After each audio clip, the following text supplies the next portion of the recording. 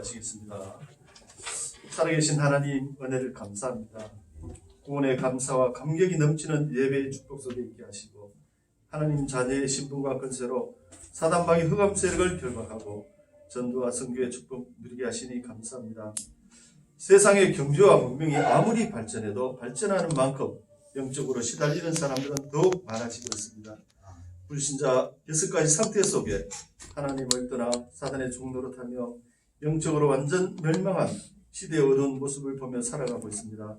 하나님, 우리를 예배하는 자로 불러주시니 감사합니다. 우리의 삶 속에 최고의 축복인 예배의 축복을 알게 하시고 전도와 선교, 나의 현장을 살리는 제자의 길에 있게 하옵소서. 우리 새신자반을 성도들을 축복하시고 하나님 자녀의 신분과 권세로 승리하게 하옵소서. 오직 예수님으로 충만한 예배되게 하옵소서. 말씀 전가하시는 목사님께 성령 충만을 주옵소서. 예수 그리스도 이름으로 기도했습니다.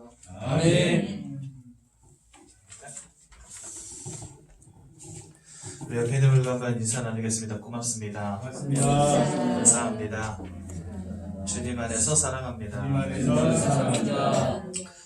오늘 제8과 3주째 8과 하고 있는데요. 오늘은 8과에 꼭 성공하도록 하겠습니다. 베드로전서 2장 2절 말씀 한 번 더 보겠습니다. 베드로전서 2장 2절 말씀. 베드로전서는 신약성경 거의 끝에 있습니다. 베드로전서 그 약자 표기에 보면 벳이라고 있습니다. 벳이 베드로전서거든요. 나 어디 있는지 모르겠습니다 하시는 분들은 손 들어주세요. 저희가 와서 찾아드리겠습니다. 베드로전서 2장 2절 말씀. 베드로전서 2장 2절 말씀 한 절만 같이 보겠습니다. 네, 한 목소리로 함께 봉독합니다. 시작. 갓난 아기들 같이 순전하고 신령한 젖을 사모하라. 이는 그로 말미암아 너희로 구원의 이름으로 자라게 하려 함이라. 아멘. 우리는 눈을 가지고 있습니다. 사실 눈으로 보는 것 굉장히 중요하죠. 무엇을 보느냐 굉장히 중요합니다. 그렇죠? 왜냐하면 우리는 육신을 가진 존재들이기 때문에 눈으로 무엇을 보느냐 참 중요하죠. 사람들은 눈으로 보는 것에 굉장히 집착합니다. 그리고 보는 그대로 믿으려고 하는 성향도 있어요. 그렇죠? 그 세상을 보면서 얼마나 아름답습니까? 정말 남들처럼 성공하고 싶고 나도 잘 나가고 싶고. 그래서 모든 사람들의 사실은 일생을 살아가는 목표가 뭐냐? 돈이고 성공인 경우가 참 많습니다. 왜냐니까 그거 사람들이 속물이라서 그런 게 아니에요. 왜 돈이 목표가 되고 성공이 목표가 되냐면 그만큼 눈에 보이는 것이 우리에게 중요하기 때문에 그렇습니다. 또 사람들은 눈에 보이는 것을 따라가기 때문에 그렇습니다. 그래서 우리는요, 눈에 보이는 사실 잘 아는 게 참 중요합니다.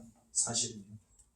그런데 이 땅에 보면 진짜 인생이 완전히 무너진 인생도 있고 잘 나가는 인생도 있습니다. 성공한 인생도 있습니다.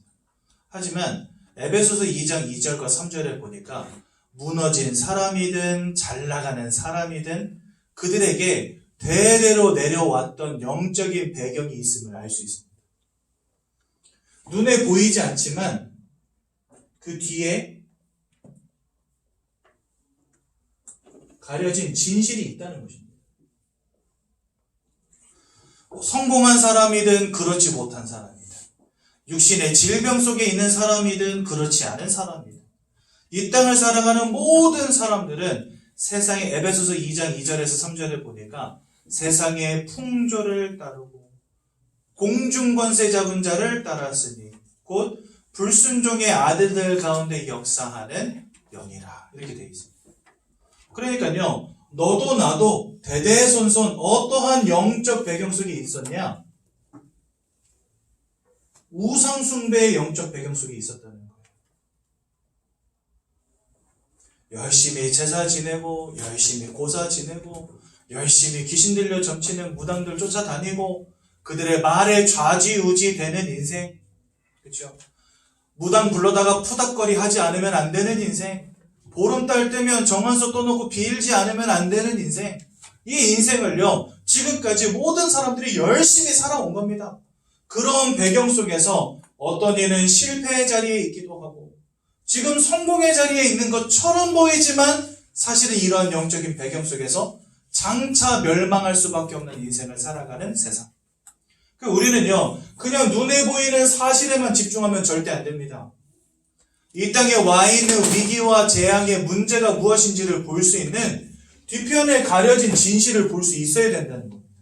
그런데 이거보다 더 중요한 게 한 가지 있습니다. 그게 뭐냐? 바로 영적 사실입니다. 그런데 사람들의 인생이 이렇게 우상과 그 속에 역사하는 귀신에 의해서 좌지우지 될 수밖에 없었던 이유를 성경은 뭐라고 설명하시냐? 창세기 3장에 있는 근본의 문제를 통하여 하나님을 잃어버리고 사단에게 붙잡혀버린 인생이 되었기 때문이다라고 우리에게 말씀하십니다.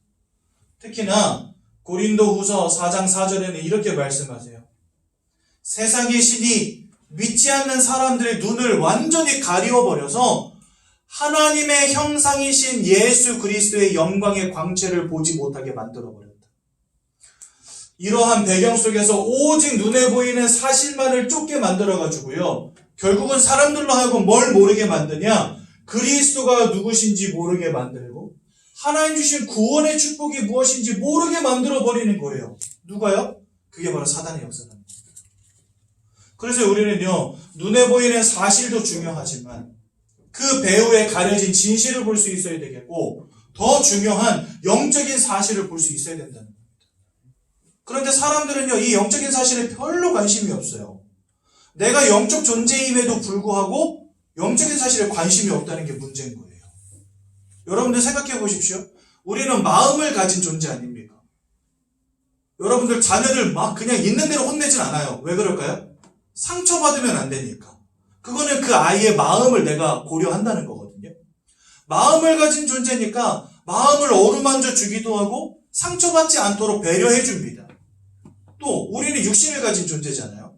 그러니까 우리 자녀들이 잘 먹고 클 수 있도록 웰빙 음식도 먹이고 인스턴트 되도록이면 안 먹이고 하잖아요.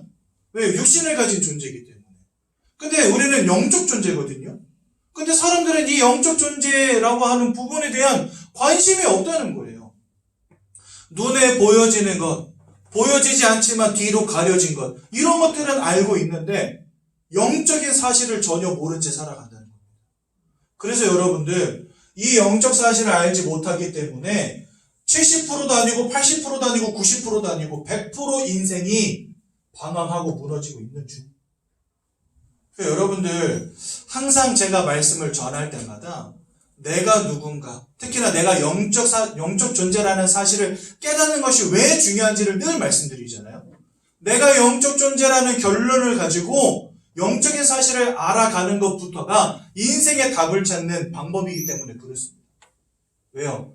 사람들 영적 존재라는 사실조차 모르고 살아가기 때문에. 그래서 여러분들 눈에 보이는 사실에 너무 집착하지 마십시오. 영적인 거 알지 못하고 뒤에 가려진 진실을 알지 못하니까 사람들은요, 다 이 눈에 보이는 사실에만 집착해요. 그래서 돈이 인생의 목표 되어지고 성공이 인생의 목표 되어지는 것입니다.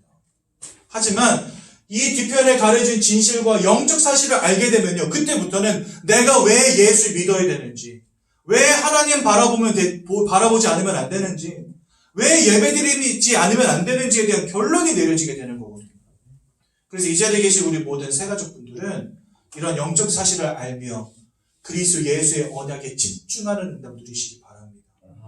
그래서 저는요, 감히 말할 수 있습니다. 뭘 말할 수 있냐? 여러분들은 지금 이 시간에 가장 복된 자리에 와 있는 분들이 분명합니다. 누가 이거 알려줍니까? 어렸을 때부터 우리 늘 배우던 게 뭐죠? 공부 열심히 하고 착하게 살아라. 그러면 너도 성공하고 건강하고 행복하게 잘 살 수 있다. 이게 우리가 어렸을 때부터 늘 배워왔던 거잖아요. 세상이 말하는 진리 아닙니까? 그렇죠? 그런데 그것만 가지고는 절대로 우리 인생이 성공할 수 없다니까요. 왜요? 가려져 있는 진실이 있고 아예 보이지 않는 영적 사실이 있다는 겁니다. 이거 이해하지 않으면 여러분들 인생의 답을 찾을 수가 없는 거예요. 그래서 오늘 인생의 참된 답을 찾는 귀한 날 되시기 바라고, 영적인 사실이 밝히 보여지는 귀한 날 되시기 바랍니다. 아멘. 그래서 우리는요, 복음을 듣는 겁니다, 여러분. 사실 사람들 만나면 저도 할 말은 많습니다. 현장에 나가면 진짜 해줄 말들 많아요. 특히나 저는 좀 언어 쪽에 좀 빠르거든요. 언어 쪽에 재능이 있어요. 고등학교 2학년, 3학년 때 독일어 배웠어요. 제2외국어로. 근데 2년 동안 독일어 평균이 몇 점이었냐면 99.5점이었어요. 2년 평균이. 그러니까 언어를 상당히 잘했죠. 그래가지고 전 독일어과를 들어갔거든요.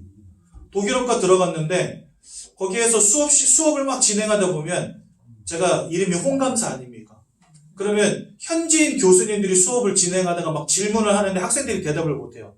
그러면 선생님이 항상 하시던 말씀이 뭐냐면 그 어눌한 한국말로 나는 미스터 홍이 답해 줄 거라고 믿어요. 맨날 이랬어요.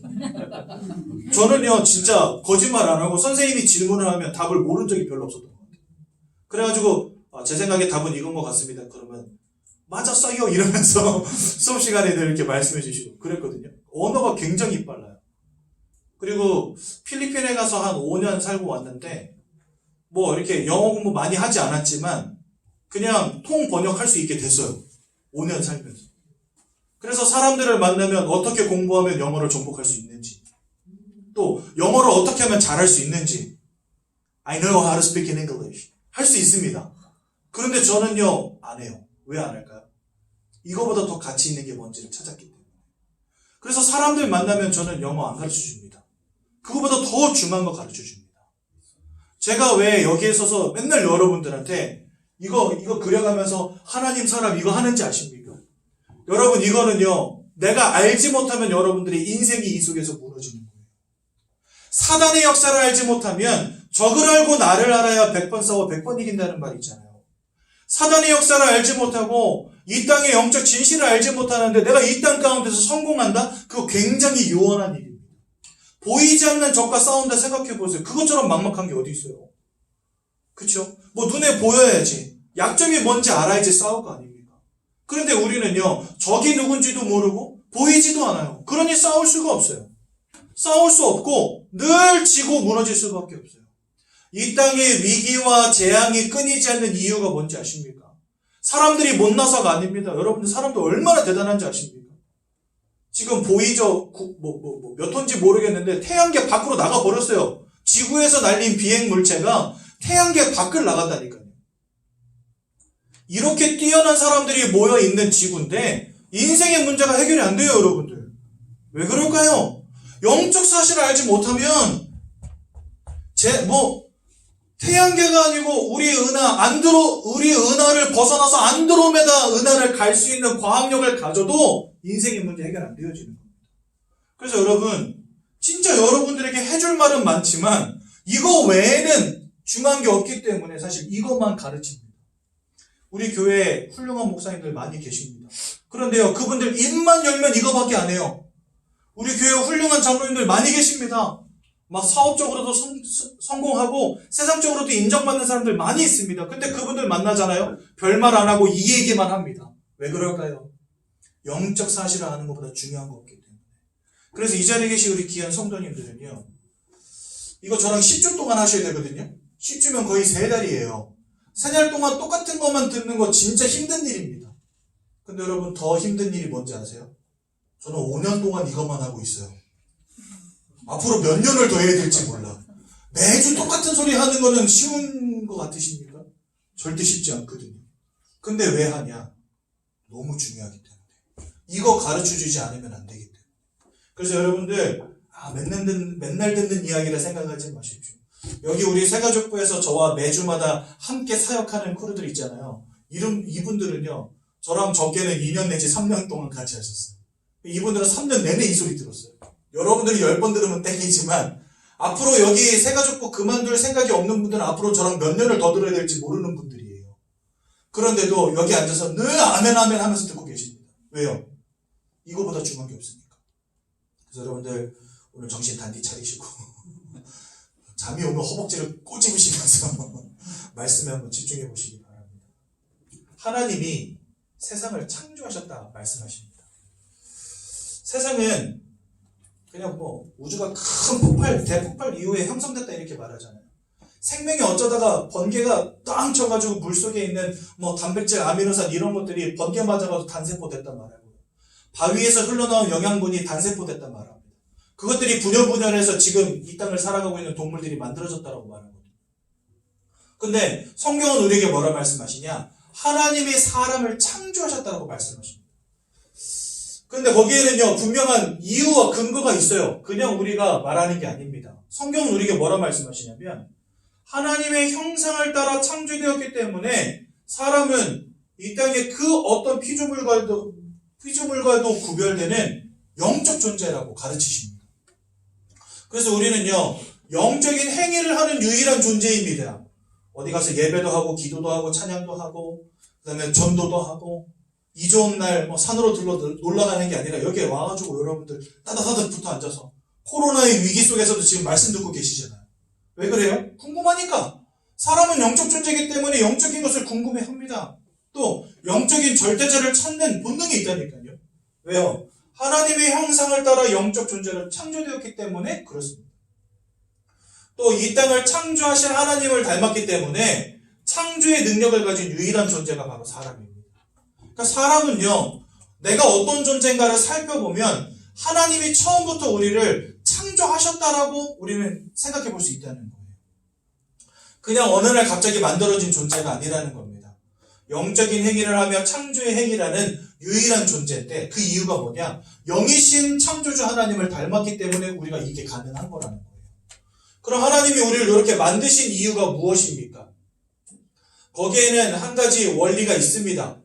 어떤 원리냐? 절대적으로 생명을 누리는 원리예요. 예를 들자면 물고기에게 있어서 물은 절대적으로 생명을 누리는 원리입니다. 여러분, 물고기 잡으러 산으로 가지 않아요. 어디로 갑니까? 계곡으로, 바다로, 강으로, 저수지로, 호수로 가지 사막으로 가지 않습니다. 어떤 바보도 그렇게 가진 않아요. 왜요?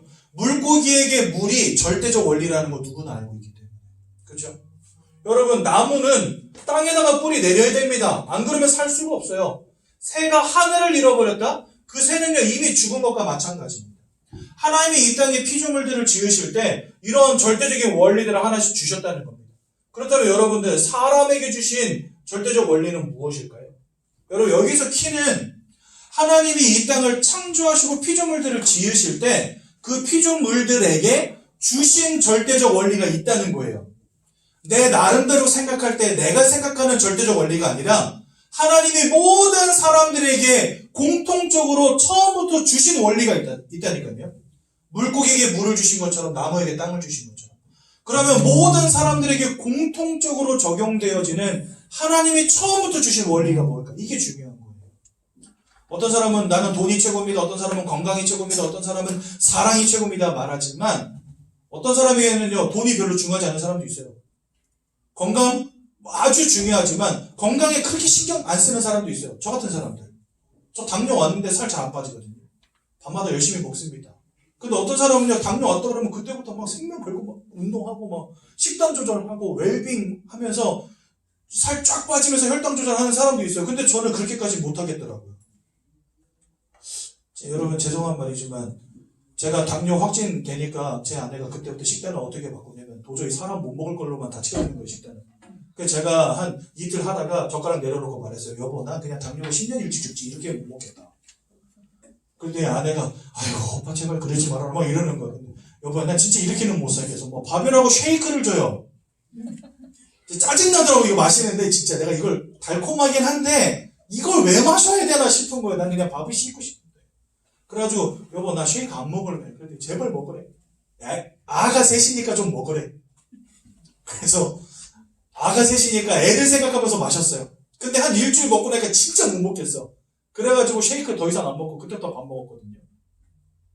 혈당 조절이 잘 안 되긴 하더라고요. 열심히 밥 먹고 맛있는 거 먹고 싶은 것만 먹으니까. 그래도 최대한 혈당 조절하고 있습니다. 운동도 하고. 그래서 지금 이렇게 합병증이 올 만큼 당뇨 수치가 높진 않거든요. 근데 어떤 분들은 보면은 건강에 생명 거신 분들이 있어요.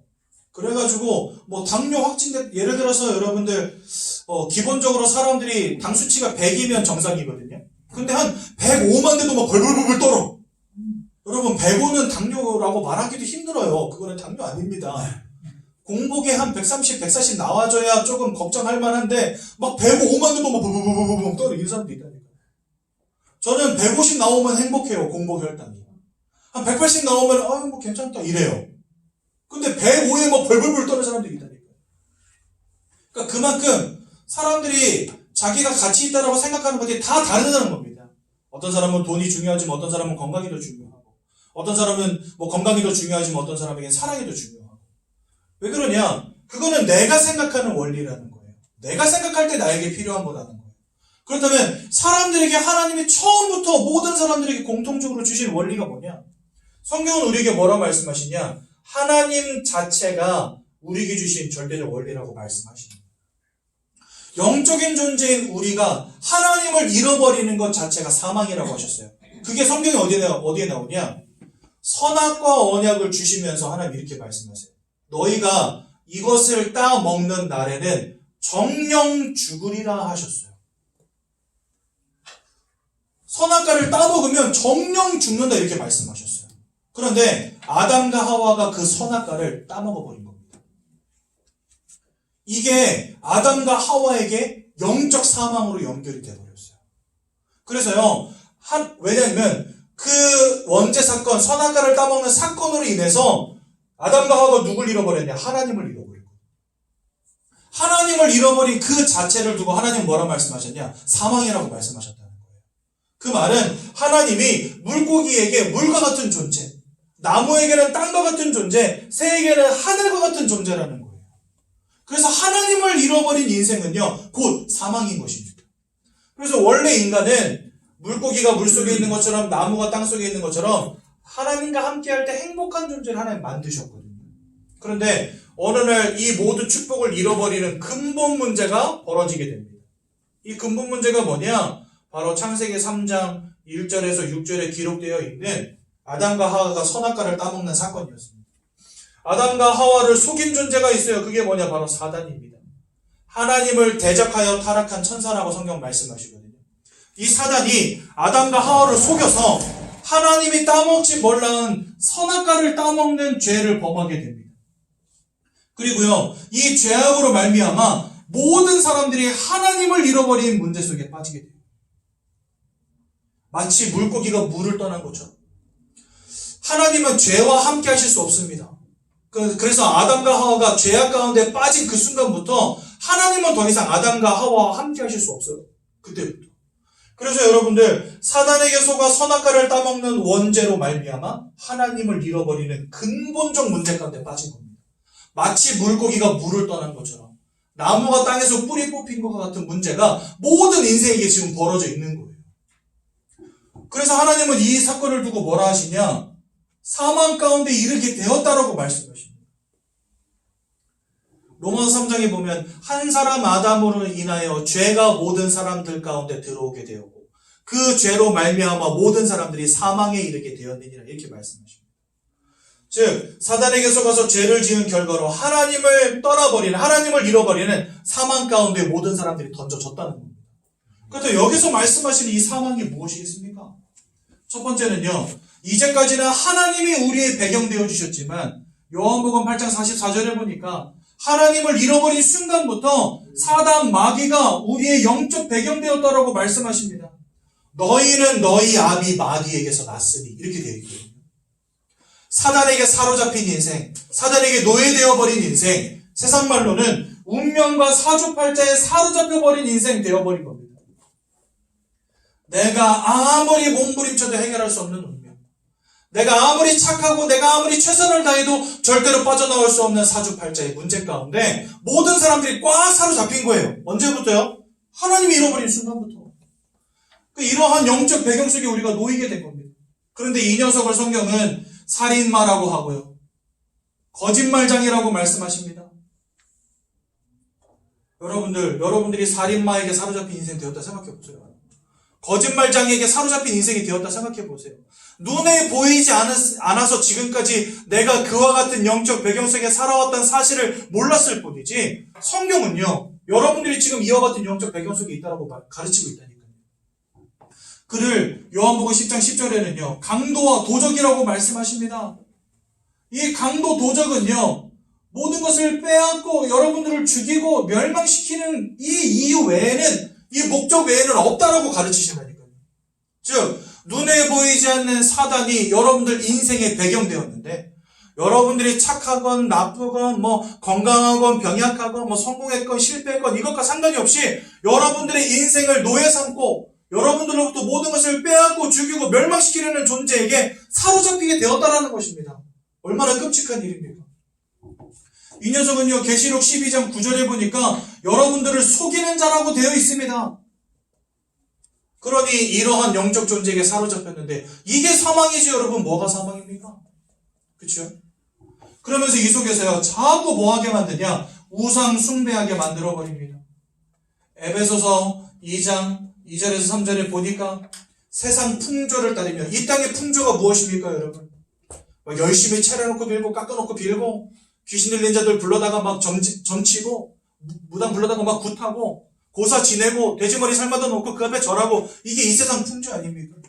누구 하나 가르치지 않아도 그냥 자연스럽게 따라가는 세상의 문화처럼 들어와 있는 우상 숭배들. 이거 하게 시킨다는 거예요. 근데 문제는 뭐냐? 고린도전서 10장 20절에 보니까 대저 이방인들이 하는 제사는 귀신과 교제하는 것이니라. 여러분 그렇다면 사단 마귀는 누구고 귀신은 누굽니까? 사람 주고 귀신 되는 거 절대 아닙니다, 여러분. 성경 뭐라고 말씀하시냐? 하나님을 찬양하던 천사장 루시엘이라는 이름은 성경에 나오지 않지만 70인 역이라고 하는 성경에는요 루시엘이라는 이름이 나옵니다. 루시퍼라는 이름도 나옵니다. 이 사단이 하나님께 대적했다가 타락하게 되는데 타락할 때 하늘나라 3분의 1의 천사가 함께 타락합니다. 그래서요 대장은 우두머리는 사단이 된 것이고 그를 따르는 졸개들은 귀신이 되었다고 성경 말씀하세요. 즉 이 귀신의 무리들과 교제하는 거래요. 다른 말로 말하면 이 사단과 마귀와 귀신은 한 통속인데 이 사단 마귀와 함께 그들을 섬기고 그들과 교제하는 행위라는 겁니다. 뭐가요? 우상숭배. 뭔가 열심히 차려놓고 빌고 깎고 절하고 드리고 하면 불행에 막아주고 행복이 와야 되잖아요. 근데 그게 아니라 이러한 영적 존재들을 섬기는 것이기 때문에 더 큰 불행과 더 큰 문제가 올 수밖에 없다는 겁니다. 그러니 사단에게 붙잡힌 것도 억울해 죽겠는데 우리가 지금까지 열심히 우상숭배 해왔던 것이 결국은 귀신과 교제하는 거였다는 거예요. 그러니 여러분 생각해 보십시오. 그 마음과 생각이 평안할 수 있겠습니까, 여러분? 여러분 보십시오. 사람은 영혼을 가진 존재입니다. 마음을 가진 존재입니다. 육신을 가진 존재입니다. 마음이 불편하면요 육신도 병되는 거 아시죠? 서로 유기적으로 영향을 주기 때문에 그렇습니다. 그렇다면 영혼은 또 어떻게 영향을 끼치겠습니까? 우리의 영혼의 배경이 사단이 되어진 순간부터 이 영혼의 문제가 마음과 그 다음에 우리의 육신과 삶을 무너뜨리는 것입니다. 우리의 영혼이요 사단에게 사로잡힌 그 순간부터 여러분들의 마음과 생각도 병들기 시작하는 겁니다. 그래서 마음과 생각이요 사람들 다 무너지고 있어요 지금. 이거 뭐 붙잡을 수도 없어 마음과 생각은. 그렇죠? 여러분들 마음이 여러분들 마음대로 됩니까? 되시든가요? 우울증에 걸린 사람들 이야기 들어보십시오. 아침마다요 나는 밝게 긍정적으로 살 거야 이렇게 마음 막 100번도 넘게 먹는데요. 그런데 어느 순간 이 우울한 마음이 콱 들어와서 자기를 사로잡아 버리면 어떤 말도 안 들린대요. 옆에서 내가 있잖아 내가 너 사랑한다니까 막 엄마가 혹은 아빠가 야 딸아 내가 너를 사랑해 감사야 내가 너와 함께하고 있어 이런 말들이 안 들리는 거예요. 그냥 자기는 너무 죽겠는 거라. 마음이 내 마음대로 안 된다니까요 여러분. 하나님이 주인 되어주셔서 우리의 마음과 생각을 지키셔야 된다고 빌립보서 4장 6절 7절 말씀하시거든요. 모든 지각에 뛰어난 하나님의 평강이 너희의 마음과 생각을 지키시리라 이렇게 말씀하셨어요. 즉 우리의 마음을 지키시는 자의 은혜가 있어야 우리의 마음이 평안함을 누리는 겁니다. 내가 세상을 이겨노라 그러면서 뭐라 말씀하시냐면 세상이 줄 수 없는 그 평안함을 내가 너희에게 주겠다. 내가 주는 평안은 세상이 주는 평안과 같이 아니하다 이렇게 말씀하십니다. 저 수가성에 있는 여인을 만나서는 예수님 이렇게 말씀하세요. 너가 목마를 때마다 우물가에 나와서 물을 퍼갔지만 나에게로 와서 영원한 생수를 마셔라 이렇게 말씀하십니다. 세상으로부터 마시는 평안함은 또 목말라요. 또 갈급해져요. 하지만 하나님이 주시는 참된 평안함은 내 마음을 치유하고 내 마음에 만족과 행복을 주는 평안함이라는 겁니다. 그러니 여러분, 사단이 우리 인생의 배경되었으니 우리 마음과 생각이 온전할 수 있겠습니까? 그럴 수 없다는 겁니다. 자꾸만 우울한 마음이 들어오고요. 조울증과 같은 문제가 오고요. 뭔가 악몽을 꾸기도 하고 환청을 듣기도 하고 가위에 눌리기도 하고 사람들의 마음과 생각이 계속해서 무너지는 겁니다. 여러분, 예전에 한번 그런 일이 있었어요. 저희 교회 청년의 사촌이 명절이라 놀러 온 거예요. 교회 여기 이 동네 안산에. 그러니까 나 주일날 교회 가니까 너도 같이 가자 그래서 따라왔어요. 이 따라온 친구는 불신자. 근데 이 친구가 그러니까 여기 와서 하룻밤을 자고 저희 교회 온 거거든요. 근데 우리 교회 다니는 청년한테 이 사촌 동생이 이렇게 자다가 물어본 거예요. 언니 왜 자꾸 나 만져 이렇게. 근데 자기는 만진 적이 없거든요. 근데 이 친구가 자다가 벌떡 일어나서 언니 나 왜 자꾸 만져 이러는 거예요. 나 너 만진 적 없어. 근데 이 친구가 고백하는 거예요. 나 요즘에 자면은 누가 자꾸 내 몸을 쓰다듬는다는 거예요. 이게 뭐냐? 그러니까 아무도 없는데 방에 자꾸 누가 나를 만지는 거예요. 심각한 영적인 문제, 마음의 문제가 와 있는 거죠. 혹은 우리는 그것을 어떻게 보냐면은 귀신의 역사라고 봅니다. 네. 뭐 세상적으로 말하면은 논란의 여지가 있지만 우리가 성경을 입각하여 볼 때, 영적인 사실들을 입각하여 볼 때 그 친구에게 귀신의 역사, 영적인 문제가 와 있다라고 우리는 봅니다. 그래서 이 친구가 와가지고 복음 듣고 예수 영접하고 갔거든요. 세상에는요, 이로 말할 수 없는 마음과 생각의 문제, 혹은 영적인 문제에 빠져있는 사람들이 가득 차 있습니다. 귀신을 보기도 하고, 뭔가 환청을 듣기도 하고. 여러분, 제가 예전에 태국에 한번 가가지고, 이렇게 전도하러 들어갔다가, 선교하러 들어갔다가, 태국에 있는 큰 절을 갔어요. 근데 절이 이렇게 있으면, 이게 건물이라고 하시죠? 여기 이제 저랑 어떤 다른 목사님이랑 둘이 이렇게 걸어가고 있었거든요. 근데 여기서 어떤 사람이 이렇게 혼자 서가지고 이쪽을 보고 서가지고 막 이야기를 하는 거예요. 막 웃으면서 막 이러면서 이야기를 해요. 그러니까 저희는 생각해 볼 때 여기에 누가 서 있나 보다. 건물 옆에 누가 있나 보다. 왜냐면 여기서 막 너무 재밌게 막 크게 소리 지르면서 막 이러면서 이야기하고 있으니까. 그래가지고 이렇게 둘이 지나가면서 보니까 여기에 사람이 있었을까요? 없었을까요? 사람이 없어. 허공에도 대고 지 혼자 웃으면서 막 대화하고 있는 거예요. 도대체 이 사람은 뭘 본 걸까요? 도대체 이 사람은 누구와 대화하고 있는 걸까요? 제가 이야기를 했더니 어떤 초딩이 그런 얘기 하더라고요. 옛날에는 이거 있지 않았냐면 귀에다 꽂는 이어폰. 그쵸? 그러니까 핸드폰 이렇게 들고 통화하지 않아도 귀에다 이어폰 꽂고 통화할 수 있지 않냐. 제가 이게 태국에 간 게 거의 한 18년 전입니다. 필리핀에 있을 때 거기에서 목사님들하고 같이 태국의 전도 캠프 들어갔던 거거든요. 18년 전에 제 기억으로는요, 이거 없었던 걸로 기억해요. 여러분들, 이러한 인생의 영적인 문제 가운데 시달리는 영혼들 세상에 가득 찼습니다. 우리가 세상을 바라볼 때 저 아름다운 고층 빌딩, 세상의 아름다운 경치, 성공한 사람들 인생, 연예인들의 인생 TV로 보고 이러니까 막 마냥 아름다워 보이죠? 아니라니까요. 그 인생이 다 무너지고 실패하고 작살나고 있다니까요. 하나님을 잃어버리지 영적으로 고통당하고 있는데 겉으로 열심히 포장하고 있는 겁니다. 성경에 보면 나아만이라는 장군이 나와요. 이 사람은요, 한 나라의 군대 장관입니다. 그래서요, 굉장히 화려한 갑주를 입고 사는 사람이에요. 근데 이 사람에게 어떤 문제가 있냐? 속에 그 문둥병이 들어가지고 온몸이 썩어 들어가고 있는 거예요. 겉은 너무나 화려한데 그 속에 감추어진 이면에는 다 썩어 들어가고 있어요. 지금 세상이 그렇다니까요. 눈에 보이는 것에 속으시면 안 됩니다. 분명 세상은 아름답고 성공했습니다. 성공한 사람들 많습니다. 하지만 그 배후에 숨겨진 진실과 영적 사실을 볼 수 있어야 됩니다. 그러지 않는다면 우리는 답을 찾을 수 없다는 거예요. 많은 사람들의 마음이 이렇게 무너지고 또한 그 삶과 육신이 무너지고 있다니까요. 지금 중독의 문제로 막 알코올에 중독되고 게임에 중독되고 막 마약에 중독되고 사람들이 원치 않는 질병의 문제로 고통당하고 그렇죠? 사람들이 원치 않는 사건과 사고 속에서 문제 당하고 그러니 그 삶이 무너지니 함께 할 수 없죠. 사랑하는 아내와 사랑하는 남편과 같이 못 사는 겁니다.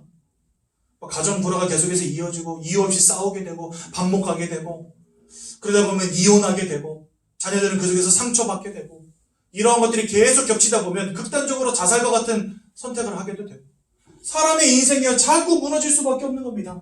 그 영혼이 무너지니까 마음과 생각이 무너지고 삶과 육신 또한 무너지는 거예요. 더 큰 문제는 뭐냐? 이후에 내세 문제가 또 기다리고 있다는 사실. 여러분들 죽음으로 끝나는 게 절대 아닙니다. 여러분들의 육신은 땅에 묻히지만 여러분들의 영혼은 소멸되지 않아요. 여러분들의 영혼은 천국이든 지옥이든 들어가게 됩니다. 그런데 하나님을 알지 못하는 모든 사람들은 안타깝게도 지옥 불구덩이 속으로 던져지는 거예요. 더 큰 문제는 뭐냐? 여러분들의 후대도 여기서 자유로울 수 없다는 사실. 그러니 여러분 보십시오. 하나님이 처음 사람을 지으실 때 하나님과 함께하는 축복 속에 지으셨는데 그거 잃어버린 결과로 인생이 다 무너지게 되었다는 거예요. 그렇다면 우리는 어떻게 해야 되겠습니까? 지금 공부 열심히 해서 돈 많이 벌어서 성공하는 게 중요한 일이겠습니까? 아니에요. 이와 같은 인생에 문제가 올 수밖에 없었던 이 근본의 문제를 해결해야 된다는 거죠. 근데 우리는 이것을 해결할 힘이 없어요. 내가 공부한다고 노력한다고 되는 문제가 아니잖아요. 눈에 보이지 않는 사단을 어떻게 이길 겁니까? 운명과 사주팔자의 문제를 여러분들 스스로 어떻게 해결하실 겁니까? 하나님을 만나야 되는데 눈에 보이지 않는 하나님 어떻게 만날 거냐 말이죠. 내 힘으로 할 수 없기 때문에 하나님께서 우리에게 길을 열어주신 거예요. 여러분, 종교는 특징이 뭔지 아십니까? 종교는요, 내 스스로 나의 노력으로 절대자를 찾아갑니다. 여러분, 불교는 뭐라 그러죠?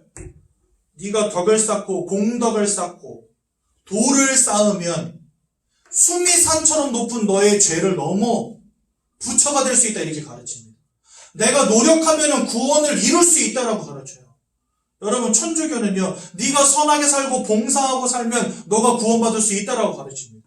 그 제가 천주교 다니시는 분들 만나가지고 물어봐요. 아주머니 구원 받으셨습니까? 이렇게 물어보면 에휴 내가 그걸 어떻게 알아? 이렇게 대답하세요. 그걸 내가 어떻게 확신해? 나 착하게 산다고 했는데 사실 나쁜 짓도 많이 했어. 이렇게 말하시는 거예요. 그럼 아주머니 숨이 껄떡껄떡 넘어가기 직전까지는 착하게 살다가 숨이 껄떡껄떡 넘어가기 직전에 뭔가 죄를 지었다. 그럼 아주머니 지옥 가는 겁니다. 이렇게 물어봤어요. 그럼 지옥까지 이르시더라고요. 그게 뭡니까? 그렇게 따지면요, 천국 갈 사람 누가 있어요? 내가 착하게 산 것으로 천국 간다고 친다면 천국 갈 사람 누가 있냐고요? 아무도 없다니까요. 아무도 없어요. 내가 죄 지은 것 때문에 지옥 간다고 친다면요, 아무도 천국 못 가. 사람은요, 어쩔 수 없이 이 마음속으로 악한 마음도 악한 생각들 품고 삽니다. 조금만 미워하는 마음만 있어도 그것도 죄잖아요. 그렇죠? 어떻게 천국 가요? 천국 갈 수 있는 사람이 천국 갈 수 있는 육체가 이 땅에 없습니다. 그렇죠? 그래서 우리의 힘으로는 구원을 이룰 수 없기 때문에 하나님이 우리에게 구원의 길을 열어주신 겁니다. 그 구원의 길이 누구십니까? 바로 예수님이십니다. 그래서 하나님 뭐라 말씀하시냐? 주 예수를 믿기만 하면 너와 내 집이 구원을 받을 것이다.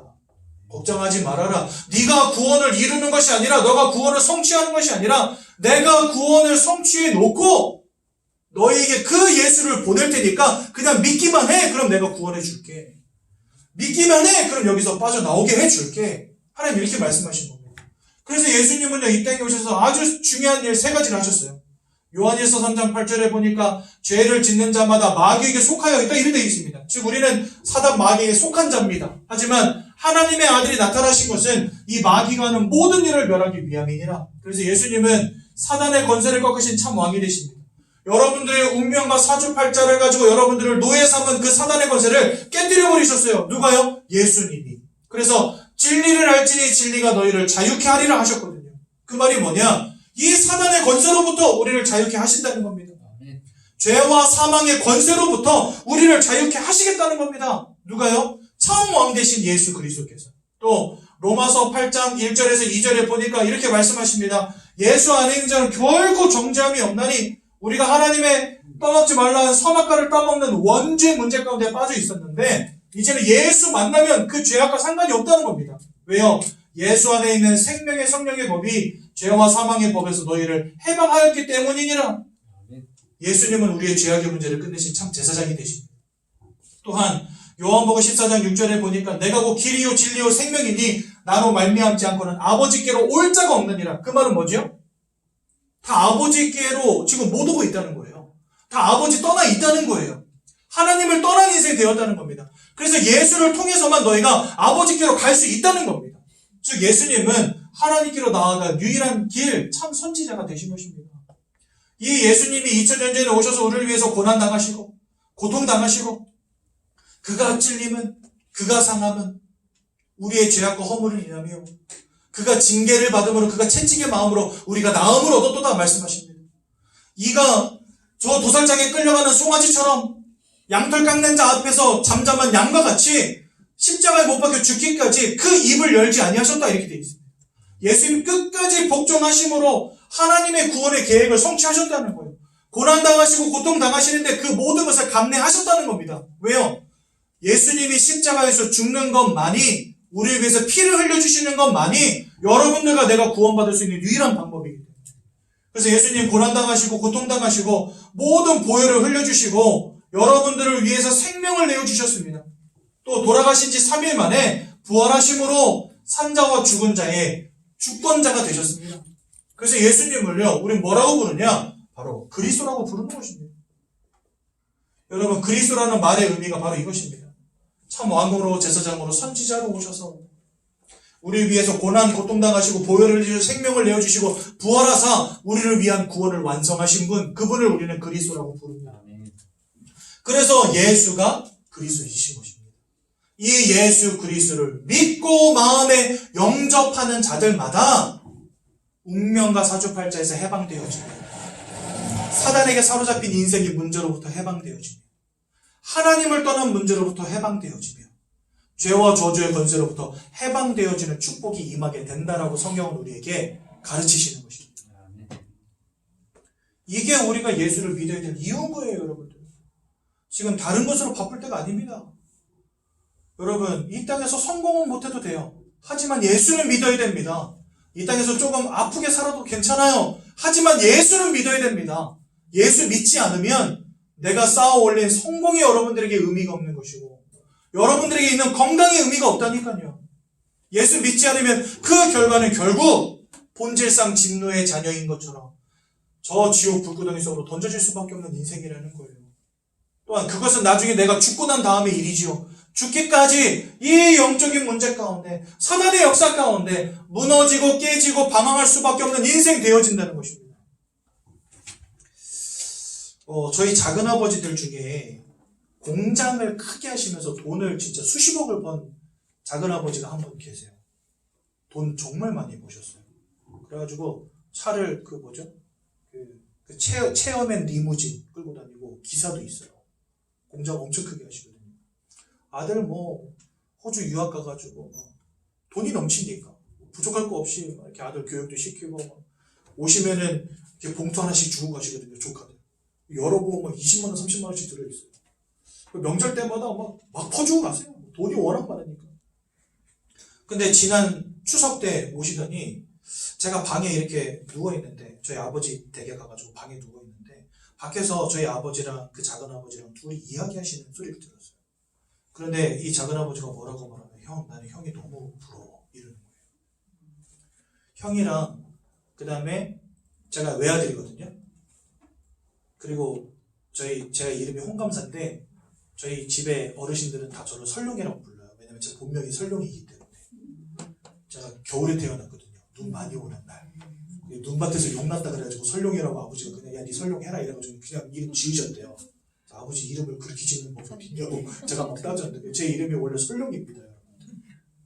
그럼 저희 셋째 작은아버지가 설룡이 사는 거 보면 너무 부러워 이런 이야기를 하시는 거예요. 그러면 이분이 우리 아버지나 저를 보면서 부러워하실 이유가 하등 없거든요.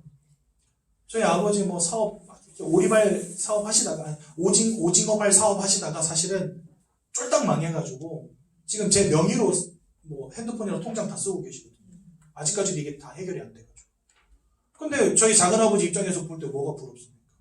근데 저희 작은아버지가 돈 그렇게 많이 벌었지만, 이혼당하고, 그것 때문에 아들이 상처 속에 살고, 그리고 자기 몸은 이제 병이 온 거예요. 아직 이제 64? 다섯밖에 안 되셨는데 이미 병이 와가지고 너무 힘드신 거예요. 그러니까 자기 몸은 다 무너졌지. 가정은 깨졌지.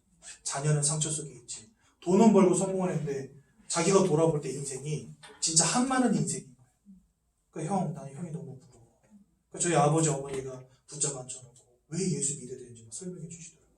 그런데도 아직까지도 예수 아직은 아닌 것 같다 이렇게 말해요. 근데 이분들에게 보여진다는 거예요. 내가 진짜 성공을 향해서 막 열심히 노력하면서 막 최선을 다해서 달려왔는데 돌아보니까 남은 건 아무것도 없어. 이 속에서 막 좌충우돌 하면서 막 인생이 깨지고 무너지고 박살났는데 답이 없어. 가정은 깨어지고 아들은 상처 속에 있는데 어떻게 치유해줘야 될지도 모르겠고, 돈은 넘쳐나는데 자기 몸에 와 있는 질병조차도 해결이 안 되어지고. 여러분, 도대체 우리가 눈으로 보는 것보다 더 중요한 게 있다는 사실을 꼭 기억하셔야 된다. 내가 왜 예수를 믿고 이 속에서 빠져나오지 않으면 안 되냐? 결론 내리셔야 됩니다. 그러지 않으면 이 속에서 방황하고 무너지고 깨지고 박살나는 인생 되는 겁니다. 평생 예수 모르면 그렇게 고통당하다가 나중에 그 끝은 지옥이 되는 것입니다. 얼마나 끔찍합니까? 그래서 우리는 예수를 믿어야 되는 거예요. 여러분들 성공하십시오. 건강하게 오래 사십시오. 자녀도 막 아들, 딸 이쁘게 잘 낳고 행복하게 잘 사십시오. 하지만 이 속에서 잘 살으시라는 거예요. 이 속에서 성공하시라는 거예요. 그러지 않으면 빼앗고 죽이고 멸망시키려는 자의 역사 속에서 여러분들 개인과 가정과 후대가 무너지니까. 오늘 예수를 그리스도로 믿고 하나님의 자녀 되시는 귀한 일 되시면 참 좋겠습니다. 그 전에 팔가를 빨리 해야 될 것 같아요. 그러면 다음 주로 또 넘어가니까 오늘은 팔가를 좀 하고 예수 영접하겠습니다. 오늘 읽은 성경에 보면 갓난아기들 같이 순전하고 신령한 젖을 사모하라 이렇게 되어 있죠. 여러분, 아이는요 젖을 사모합니다. 배고프면 막 울어 제낍니다. 엄마 밥 달라고. 저희 아들내미는 어찌나 잘 먹는지 지금 이제 19개월 됐거든요. 아직도 통잠 안 자고 새벽에 한 2번 일어나서 우유 드시고 주무세요. 제 아내가 아주 죽을라 그래 그것 때문에. 야, 나 언제 통잠 잘 건데? 이러면서 막 우유 먹여요. 저도 울음소리 때문에 또 깨기도 하고. 오늘 새벽 5시에 얼마나 울어 제끼시는지. 저 잠 설쳤잖아요. 눈이 약간 뻘겁니다. 그래가지고. 아직도 새벽에 2번 정도 우유를 드셔야 돼. 그 배가 안 채워지나 봐요. 이렇게 젖을 사모하듯이 여러분들 말씀을 사모하셔야 돼요. 우리는요, 하나님의 말씀의 은혜 가운데로 날마다 나아가지 않으면 살 수 없습니다. 여러분들, 이스라엘 백성들이 광야길을 갈 때 하나님이 하늘에서 만나를 내려주셨어요. 근데 이 만나가 특징이 있어요. 그게 뭔지 아세요? 저 같은 사람은 만나를 한 장만 주워오지 않습니다. 저 같은 사람은 한 10장 주워와요. 왜 10장 주워올까요? 오늘 먹고 내일 먹고 모레 또 먹으려고. 그렇죠? 그런데 이 하나님 주신 만나는 특징이 있어요. 뭐냐? 하루가 지나버리면 다 썩어 없어져 버려요. 그래서 맨날 만나를 주우러 나가야 돼. 그 말은 뭐죠? 하나님이 매일마다 여러분들을 위해서 예비한 양식이 있다는 겁니다. 첫 번째. 또 두 번째는 맨날 그 언약의 양식의 말씀을 얻기 위해서 하나님 앞에 맨날 나와오라는 거예요. 무슨 말인지 이해가 되시죠? 그렇게 젖을 사모하는 자처럼 하나님 말씀을 사모하는 인생 되어야 됩니다. 말씀 들어야 되는 이유, 신령한 젖을 사모하는 갓난아이와 같기 때문에 우리가 또 마태복음 4장 4절에 보니까 떡으로만 살 것이 아니라 하나님의 입으로 나오는 모든 말씀으로 살 것이니라 예수님 말씀하셨고요. 또 시편 119편 105절에는 하나님의 말씀이 내 발의 등이요 내 길의 빛이니이다. 하나님의 말씀을 듣는데 그것이 내 발의 등불이 되고 내 길을 비추는 빛이 된대요. 그러니 여러분, 하나님의 말씀을 들어야죠. 그렇죠? 2022년도 한 번도 가보지 않은 길을 우리는 가야 됩니다. 눈 딱 감았을 때 그 깜깜함처럼 아무것도 보이지 않는 2022년도 미래잖아요. 근데 그 길에 등이 되어주시고 빛이 되어주신다는 거예요. 뭐가요? 하나님의 말씀. 우리 하나님의 말씀을 들어야 됩니다. 또 요한복음 5장 39절에 보니까 이 말씀을 통하여 구원에 이르는 진리를 깨닫게 되는 은혜가 있다 말씀하십니다. 그래서 우리 말씀 들어야 되는 겁니다. 성경은 하나님의 말씀인데요. 디모데후서 3장 15절에 보니까 하나님의 감동으로 기록되었다 이렇게 되어 있습니다. 성경은 총 66권으로 되어 있는데 단 하나의 주제만 가졌습니다. 그게 뭐냐? 예수 그리스도입니다. 내가 어떻게 범죄하여 타락하였는지, 그래서 왜 그리스도 믿지 않으면 안 되는지, 예수님이 오셔서 구원을 완성하셨다. 이것을 우리에게 밝히 보여주는 책이 바로 성경입니다.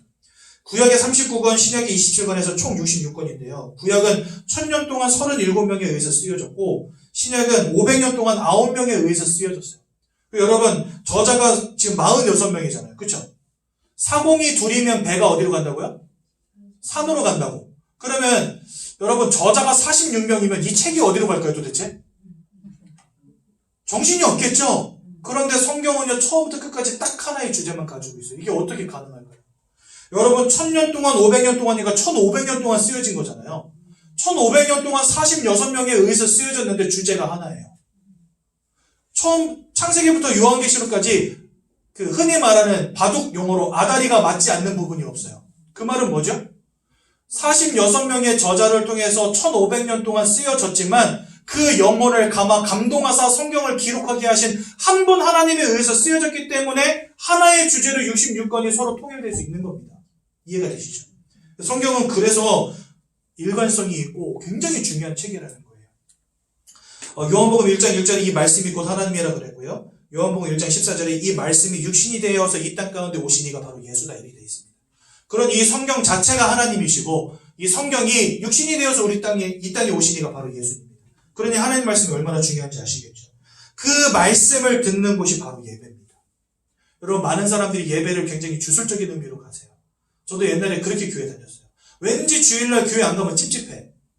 교회 안 가고 친구들하고 놀러 가면 괜히 막 차가 뒤집힐 것 같고 하나님한테 저주받아서 차가 막 뒤집힐 것 같고 뭐 사고 날 것 같고 다칠 것 같고 그리고 예배 땡땡이 쳤는데 다치면 괜히 예배 안 가서 다친 것 같고 여러분 예배를 그렇게 주술적인 의미로 가면 안 됩니다. 예배의 자리는 하나님께 최고의 영광을 올려드리는 자리요. 이와 같이 중요한 말씀을 받는 자리입니다. 그래서 예배는 굉장히 중요한 자리고요. 그래서 우리는 영과 진리로 예배해야 된다. 성경 말씀하시고 하나님은 황소를 드림보다 감사의 찬송을 더 기뻐하신다. 이 말은 뭐죠? 하나님 큰 예물을 바라는 게 아니라는 거예요.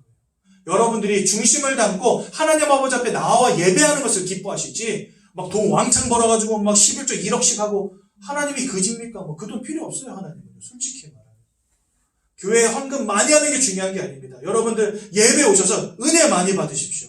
그게 하나님이 원하시는 거라는 거예요. 신명기 5장 12절 15절에 보니까 오직 하나님께만 집중하는 예배 축복 누리라고 분명히 말씀하십니다.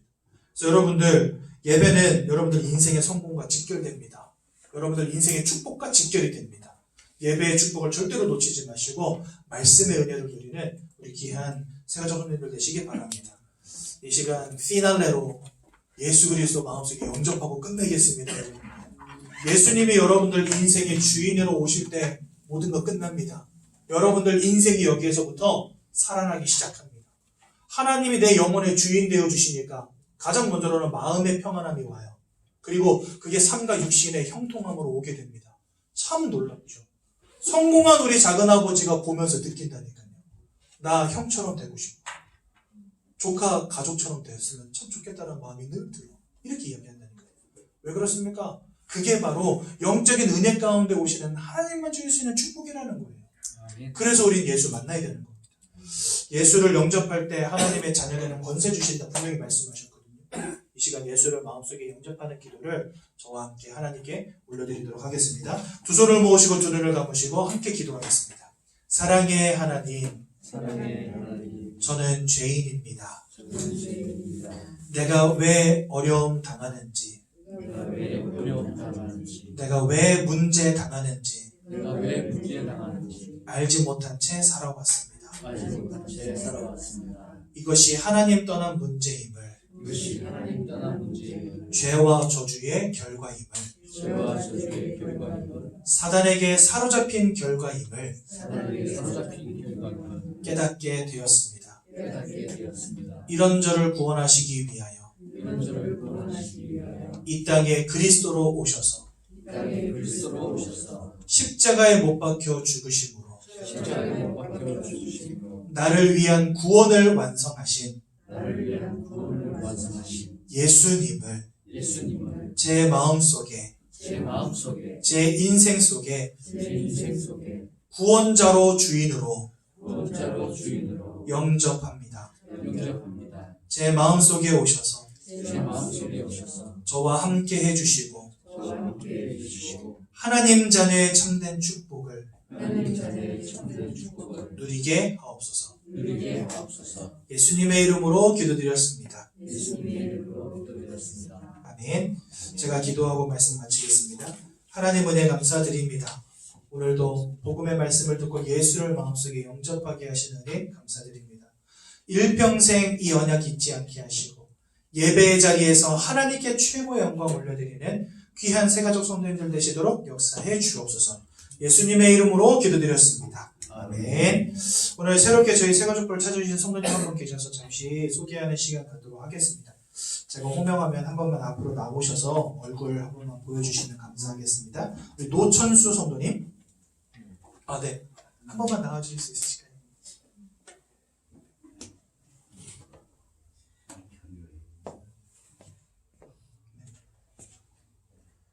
오늘 저희 새가족부에 처음 이렇게 찾아주셨고요. 아이고, 다리가 불편하신데. 미리 알았으면 그냥 자리에서 일어나시라고 할까. 네. 우리 노천수 성도님 처음 오셨는데 우리 앞으로 10주간 복음 말씀 같이 나누시면서 그리스도가 깊이 발견되는 은혜 누리시라고 우리 박수로 환영하겠습니다. 이제 저희가 준비한 책자인데요. 댁에 돌아가셔서 한번 보십시오. 들어가시면 되겠습니다. 네. 제가 우리 노천수 성도님 위해서 한번 기도하겠습니다. 하나님, 오늘 우리 귀한 노천수 성도님 이 새가족부를 인도하여 주시고 이 귀한 말씀 듣게 하시니 너무나 감사를 드립니다. 예수 그리스도가 깊이 발견되게 하시고 깨달아지게 하셔서 구원의 축복 가운데 들어가게 하시며 하나님 자녀로 이 땅 가운데 살아가시도록 인도해 주옵소서. 예수님의 이름으로 기도드렸습니다. 아멘. 찬송가 85장 1절만 하나님께 올려드리시겠습니다. 찬송가 85장 1절만 하나님께 올려드리시겠습니다. 구주를 생각만 해도 이렇게 좋거든.